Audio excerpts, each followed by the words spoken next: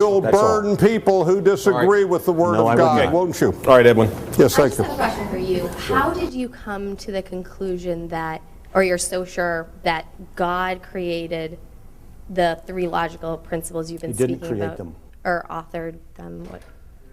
I would conclude that... Oh, I didn't finish my question. How are you so sure that he created however you've been wording it this entire time, and you're so sure that it wasn't a community of thinkers who came to one conclusion? And I actually feel as though your argument of one person thinking logic one way and another changing their mind, and that changing all of logic is actually how we came to these three principles that you speak about. And that thought, human thought, I'd rather you not use the argument you've been saying about chemistry and it's just chemistry again, because I do understand what you're saying. You have a multifaceted argument in which you restrict what I can and cannot say in your question. It's not a valid way to do that. I don't mean to be rude, but that's just not, you can't say, I don't want you to say this or that. Because I've actually heard people saying the question similarly to what I'm saying, and you're not answering it for my standards, so. Because that's the problem Frank had in the room. You see, proof is different than persuasion. And I can give you a logical proof, but doesn't mean you're going to be persuaded. And I absolutely understand that. But you see, what you're basically saying is that mankind just develops and invents logic. All right? Well, you need to demonstrate, because that's a statement that you're making, then I would say to you, show me how that's possible. Now, you could hypothesize. I can't recreate so many minds coming to the same conclusion. I couldn't recreate or prove that to you. Okay, so then you cannot demonstrate your theory to be Nor true. can you, but I'm just saying. Well, hold on a second. Wait a second. But I'm saying, but then you cannot demonstrate your idea and your theory to be true. And you can't even use a scientific method to do that, which has to do with testability and repeatability and observation. But you can't even do that with the issue of logic. So my Therefore, question, logic is of a different ilk. So my question, going back to my question, how you came to the conclusion, if there are two possibilities, and we'll reduce it to that these three conclusions, these three logic principles that you have been speaking about, yes, there's three of them, if you say God, this is how you know there is a God. But there's the other possibility that a community of thinkers over many, many years came to one conclusion. And there are... I'm sorry, I can't follow you. I'm sorry. I have a little bit of a... I have trouble with complicated questions. You had to break them down. That's clear, Matt. That's clear. So, no, my question is I'm sorry.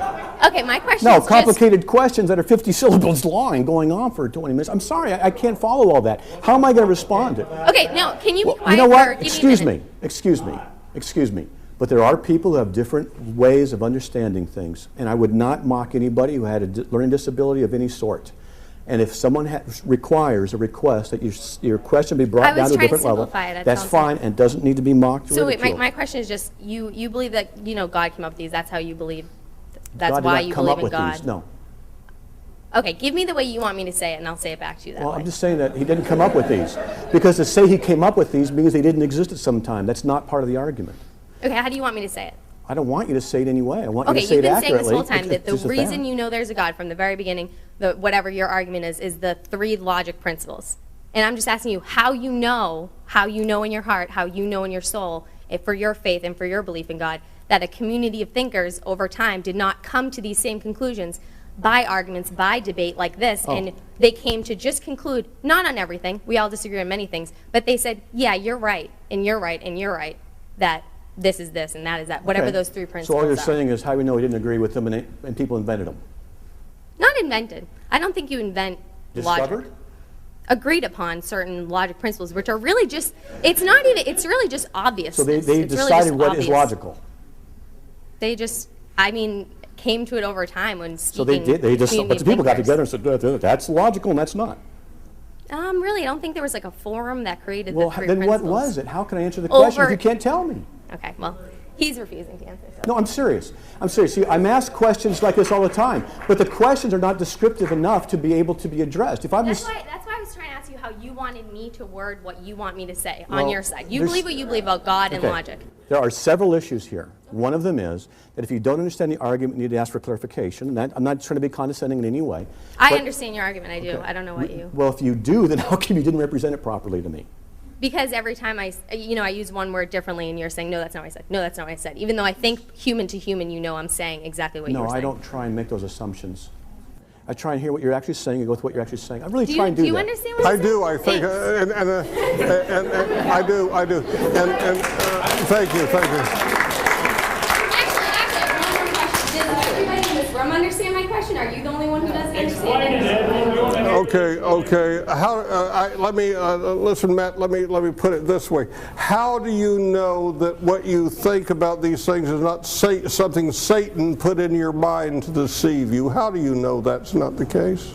Well, is that So you want me to prove a negative? Let me see if I can just clarify, because I mean, I've seriously got some thought on this. Well, you've been asking me to prove there's not a God, and now you turn around. I never asked you to prove there is no God. Oh, I maybe see. I'm going to misrepresent these two positions, but I think what you're saying is it's like a dialectic. Through time, we've developed these laws of logic, okay, more of a dialectic process. I believe you would say they are inherent.